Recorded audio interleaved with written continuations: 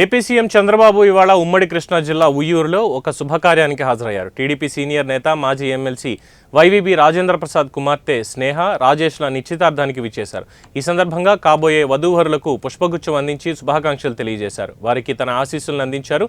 చంద్రబాబు రాకతో నిశ్చితార్థ వేడుకలో సందడి నెలకొంది. ఈ కార్యక్రమానికి జిల్లా టీడీపీ నేతలు, ఇతర ముఖ్య కార్యకర్తలు తరలివచ్చారు.